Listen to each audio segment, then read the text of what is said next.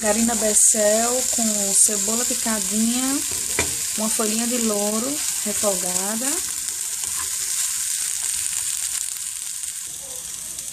Aqui estão nossas almôndegas, feito de soja, aquele mesmo processo de fazer almôndega caseira, farinha de trigo, um ovo, um pouquinho de sal e temperos verdes, pimentão e coentro. Aqui eu adicionei tempero para carne, um pouquinho de curry, um pouquinho de cominho e um fio de azeite.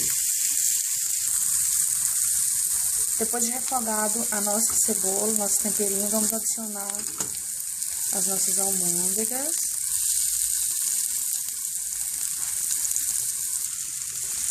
Já adicionei todas as almôndegas.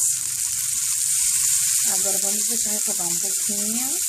Depois de assar, nós colocamos água morna e deixamos cozinhar por alguns minutos.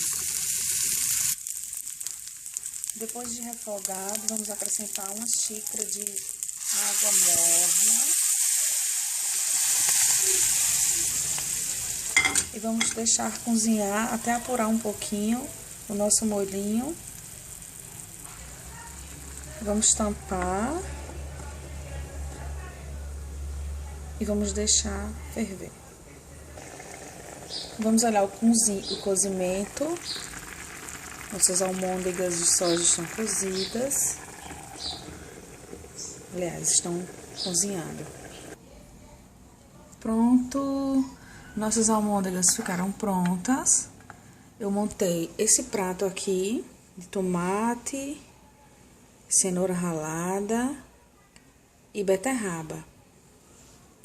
Como esse prato é um prato mais saudável, nós não vamos colocar molho de tomate. Vamos comer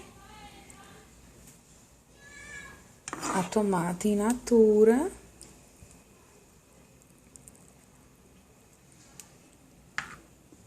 Ficou esse molhinho aqui, ó. Um molhinho menos calórico.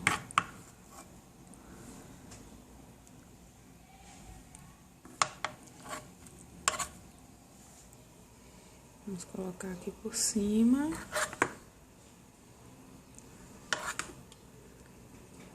Esse prato você pode comer com arroz branco. E está aqui a nossa soja light, nossa soja mais natural. Um abraço e até a próxima. Eu espero ter contribuído para aqueles que fazem dieta, para aqueles que não podem comer certos tipos de alimento. Um abraço e até lá.